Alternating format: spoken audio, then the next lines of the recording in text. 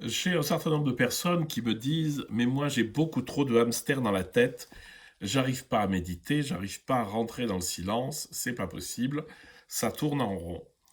Je pense que des agités du bocal, il y en a beaucoup et en fait, c'est pas grave.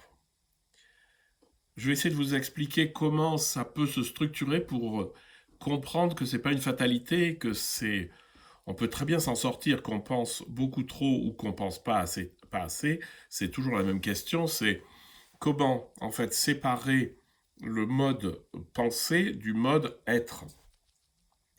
Le problème des hamsters, c'est qu'ils sont enfermés dans un espace beaucoup trop petit. L'espace de la conscience étant réduit, c'est ce que j'appelle l'attention, en fait, les hamsters, ils tournent dedans. C'est-à-dire les pensées tournent à l'intérieur, elles se chassent les unes les autres, elles reviennent en boucle, etc., parce qu'elles n'ont pas assez d'espace. Un hamster en particulier, c'est une idée, une réflexion, c'est quelque chose de concret, c'est quelque chose qui dit la réalité ou qui dit quelque chose qui devrait arriver dans la réalité, etc. Donc en fait, les hamsters en eux-mêmes, ils sont tout à fait nécessaires. C'est ce qui me m'aide à... c'est le contenu de ma pensée. Alors que faire? Avec tous les exercices que je vous ai donnés précédemment, en fait, on arrive à se poser dans un espace beaucoup plus calme, beaucoup plus profond, beaucoup plus grand, et donc avec un grand silence en étant conscient de son corps.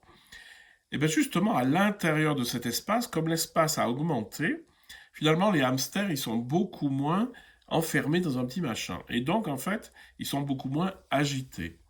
Et ça, vous pourrez vous en rendre compte. Et en fait, la plupart du temps, toutes ces idées, elles dorment ou elles sommeillent. Mais par contre, dans ma vie, lorsque j'en ai besoin, le hamster qui correspond à la réflexion dont j'ai besoin, il va émerger.